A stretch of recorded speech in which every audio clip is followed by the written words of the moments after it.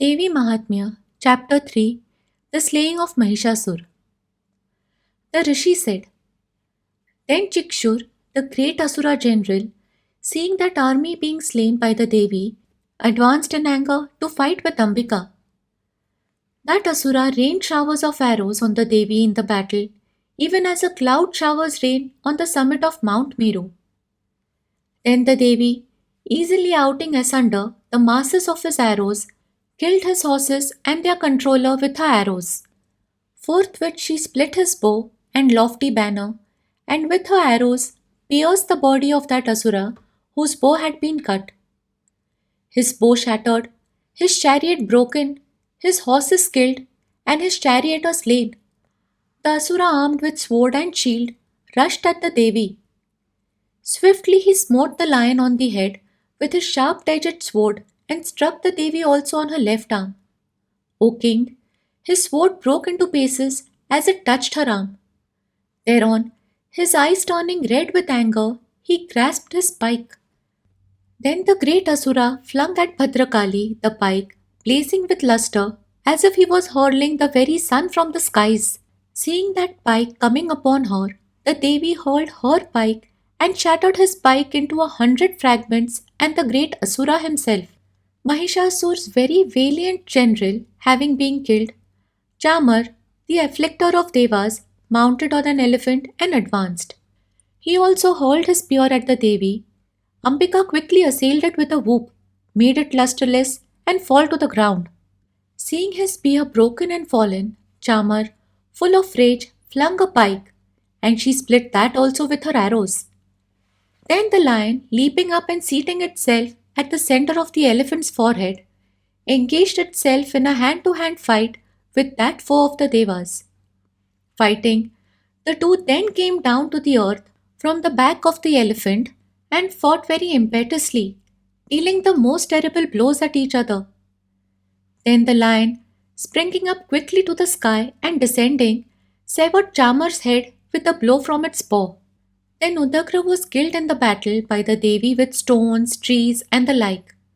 And Karal also was stricken down by her teeth and fists and slaps. Enraged, the Devi ground Uddhat to powder with the blows of a club, and killed Vashkal with a dart, and destroyed Tamra and Andhak with arrows.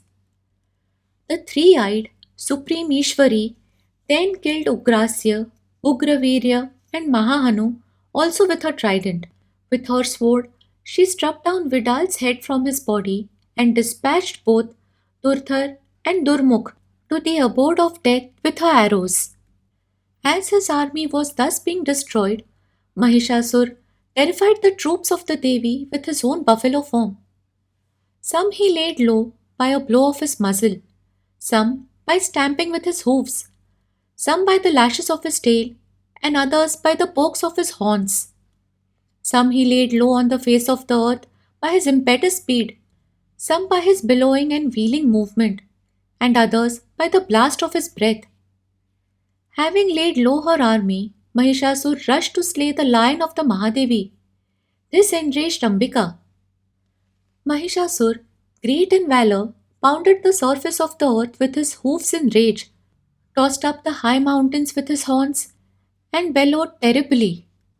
Crushed by the velocity of his wheeling, the earth disintegrated, and lashed by his tail, the sea overflowed all around. Pierced by his swaying horns, the clouds went into fragments. Cast up by the blast of his breath, mountains fell down from the sky into hundreds. Seeing the great Asura swollen with rage and advancing towards her, Chandika displayed her wrath in order to slay him. She flung her noose over him and bound the great Asura. Thus bound in the great battle, he quitted his buffalo form. Then he became a lion suddenly.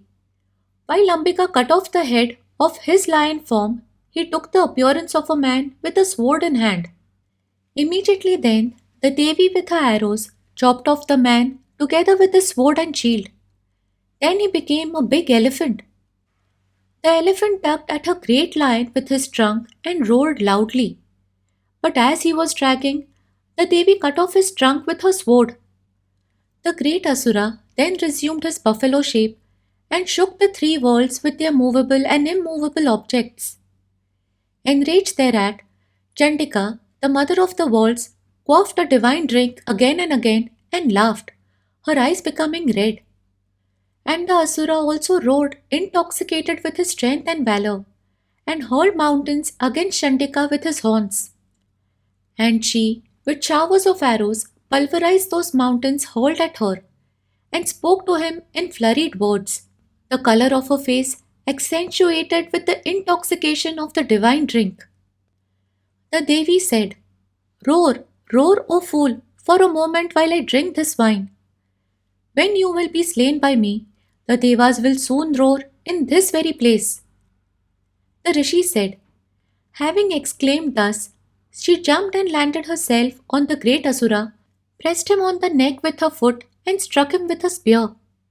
And thereupon, caught up under her foot, Mahishasur half issued forth in his real form from his own buffalo mouth, being completely overcome by the valor of the Devi. Fighting thus with his half revealed form, the great Asura was laid by the Devi, who struck off his head with her great sword. Then, crying in consternation, the whole Asura army perished, and all the hosts of Deva were in great exultation. With the great sages of heaven, the Devas praised the Devi.